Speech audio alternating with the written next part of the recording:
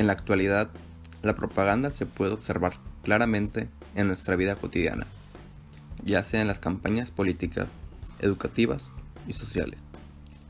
Sin embargo, en tiempos de guerra, esta tiene un fin y una importancia más significativa, ya que es la base para que toda nación esté firmemente plantada con su ideología y luchen por un mismo bien común al persuadir a su población. La propaganda de guerra se ha utilizado con el fin de convencer a los pueblos para que adopten ese sentimiento nacionalista y estén dispuestos a enfrentarse a una guerra. Es por eso que tras los acontecimientos transcurridos en la Primera Guerra Mundial, el político pacifista inglés Arthur Ponsonby postuló una teoría que ha sido aceptada por el mundo, el cual justifica el motivo de las guerras. En su libro, La falsedad en tiempo de guerra, las mentiras de la propaganda de la Primera Guerra Mundial, expone los 10 fundamentos de la propaganda de guerra, los cuales son: 1. Nosotros no queremos guerra. 2. El adversario es el único responsable de la guerra. 3. El enemigo tiene rostro de demonio. 4. Enmascarar los fines reales de la guerra presentándolos como nobles causas. 5. El enemigo provoca atrocidades a propósito. Si nosotros cometemos errores, es involuntariamente. 6. El enemigo utiliza armas no autorizadas. 7. Nosotros sufrimos muy pocas pérdidas.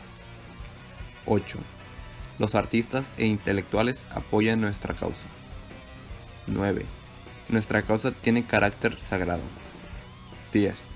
Los que ponen en duda la propaganda de guerra son unos traidores. Estos fueron los fundamentos en los que indirectamente se basó Adolf Hitler cuando escribió su autobiografía Mi lucha. Propuso la doctrina nazi y todo lo que él creía.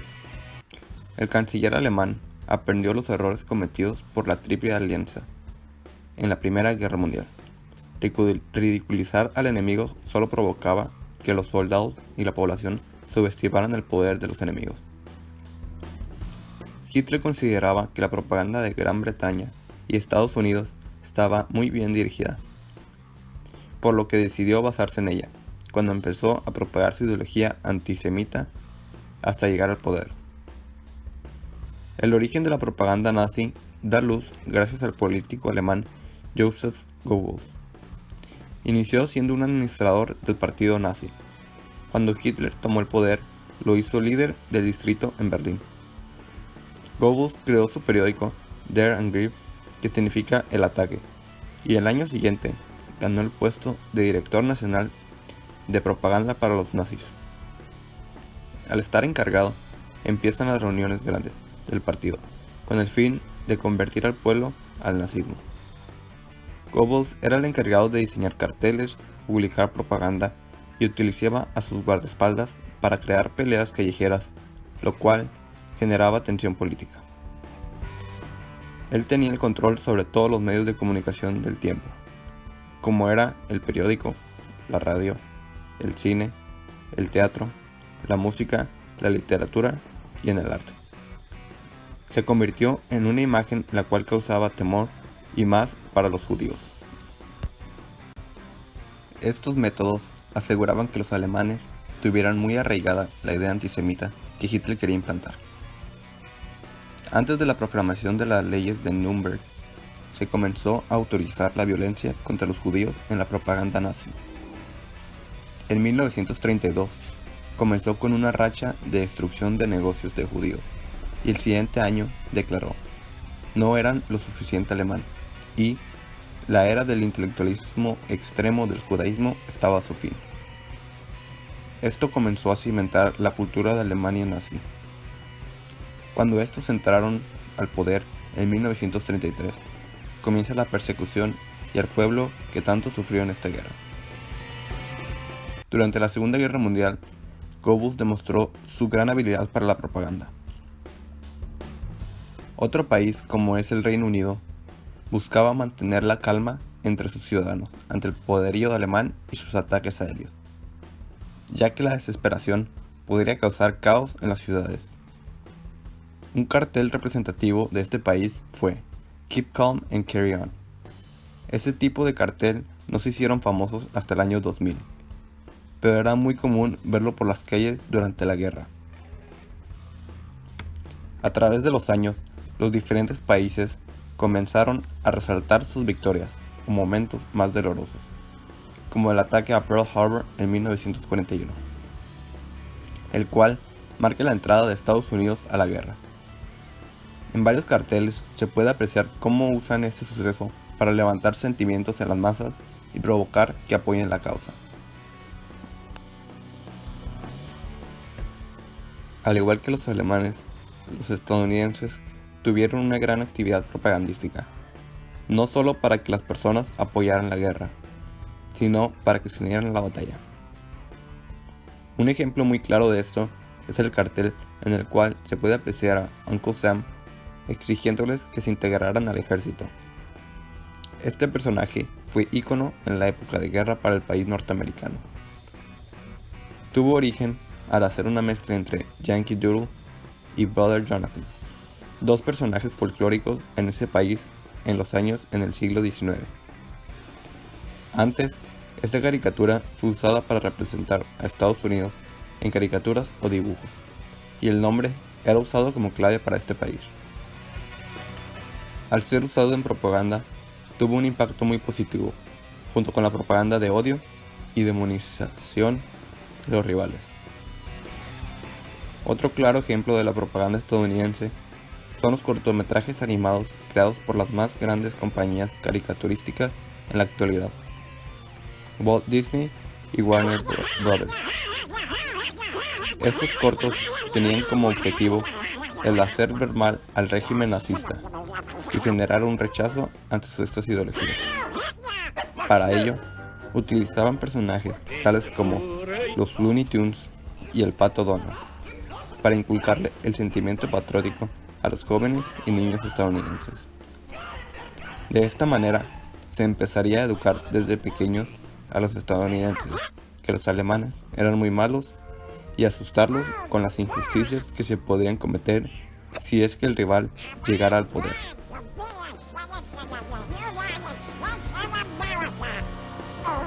La propaganda presentada en la URSS no era algo nuevo durante la guerra, ya que, desde antes de ella, en específico, desde la formación de la Unión, la propaganda se vio presente con el propósito de enaltecer al pueblo ruso y los ideales del comunismo. Los soviéticos destacaron con sus técnicas de persuasión y utilizaron todos los medios de comunicación que tenían, como el cine, la radio y el más famoso, la cartelería.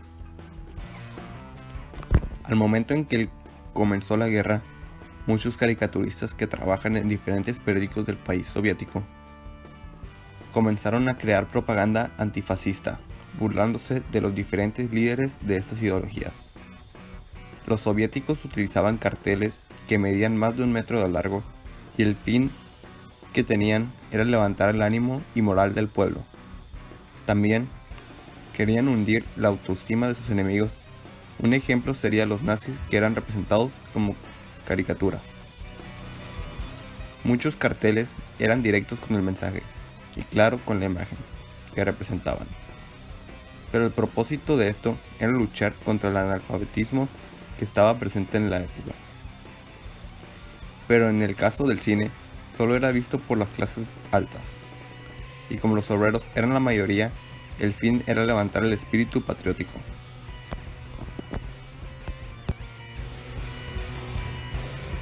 La TASS, Agencia de Información Telegráfica de Rusia, fue la responsable de la propaganda de la Unión Soviética, ya que se encargó de reproducir todo tipo de propaganda utilizada en los medios de comunicación de forma continua y masiva. A partir de 1939, Francia comenzó a invertir en propaganda, pero en 1940, después de la batalla de Mers-el-Kebir, comienza una campaña antibritánica y en especial en contra de Winston Churchill. Todo esto mostraba el enojo de los franceses contra las agresiones de Gran Bretaña.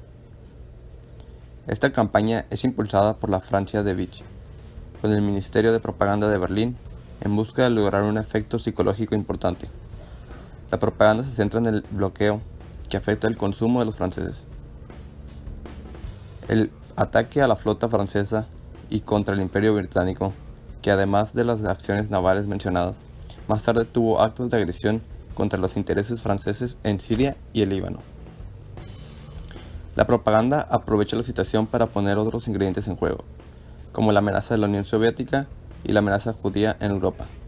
En Francia, los sentimientos antibritánicos se mantienen vivos durante todo el conflicto. Todas las ocasiones son perfectas para incentivar la simpatía que aún pudiera quedar entre los franceses por el antiguo aliado. En conclusión, la propaganda puede llegar a ser una gran arma que toda nación puede utilizar para generar o inculcar ideologías en sus pueblos. Gracias a ella, los motivos de la guerra se enriquecen y toman un carácter más patriótico. Además, la propaganda de guerra no necesariamente cuenta verdades, ya que los medios estarán guiados para que la nación que le impone sea beneficiada. Para ello, muestra aspectos irreales para mostrar otra realidad. Debido a la propaganda de guerra, nos ayuda a conocer nuestro pasado. Estudiarla nos da un acercamiento en la forma de pensar de las naciones en tiempos críticos. Además, si esta no existiera, pudiéramos habernos encontrado con finales diferentes en las guerras, ya que este fue el medio por el cual se convencía a los ciudadanos de una nación. En la actualidad, la propaganda tiene un fin más comercial. Sin embargo, los motivos de su elaboración son los mismos: el convencer a las masas.